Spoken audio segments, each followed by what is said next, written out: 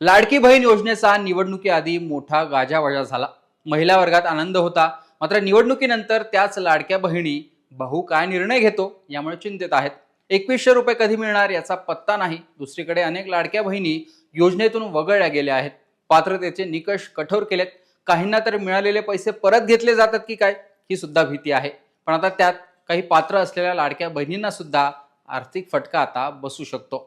नमो शेतकरी व लाडकी बहीण या दोन्ही शासकीय योजनांचा लाभ 8.25 लाख महिलांनी घेतल्याची माहिती आता तपासात उघड झाली आहे. त्यामुळे या महिलांना लाडकी बहीण योजनेत वार्षिक 18,000 रुपयांऐवजी 6,000 रुपयेच मिळण्याची शक्यता आहे.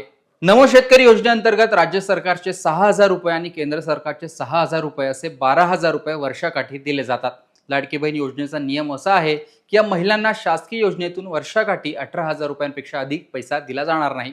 8.25 लाख महिला नमो शेतकरी योजनेत वर्षभरात 12,000 रुपये मिळवतात आणि त्याच महिला लाडकी बहीण योजनेतून देखील 18,000 रुपये वर्षाकाठी मिळवतात. म्हणजे त्यांना वर्षाकाठी एकूण 30,000 रुपये मिळतात. हे स्पष्ट झाले. त्यामुळे या महिलांचा लाभ कमी करण्याचा प्रस्ताव मांडण्यात आलाय. नमो शेतकरी योजनेतील 12,000 रुपये त्यांना मिळत राहावेत व लाडकी बहीण योजनेतून वर्षाकाठी 6,000 रुपये द्यावेत.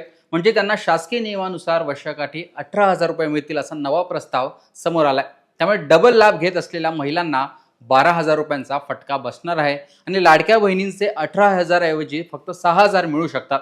आता या 8.25 लाख महिलांना पुढेही हा लाभ चालू ठेवायचा तर सरकार त्यासाठी आधीच्या निर्णयात काही बदल करतं का ते पाहणं महत्त्वाचं असेल. असं झाल्यास वार्षिक 1,400 कोटींचा अतिरिक्त बोजा कमी होईल. त्यामुळे सरकार या गोष्टीचा विचार करत असल्याचं सांगितलं जात आहे. तर लाडक्या बहिणींच्या बाबतीत हा निर्णय होतो का ते पाहणं महत्त्वाचं असणार आहे आणि ज्या महिला डबल लाभ घेत आहेत त्यांचं पुढे काय होतं ते पाहणं महत्त्वाचं असेल. याविषयी तुमचं मत कमेंट बॉक्समध्ये सांगा. लोकमतला फॉलो आणि सबस्क्राईब करा.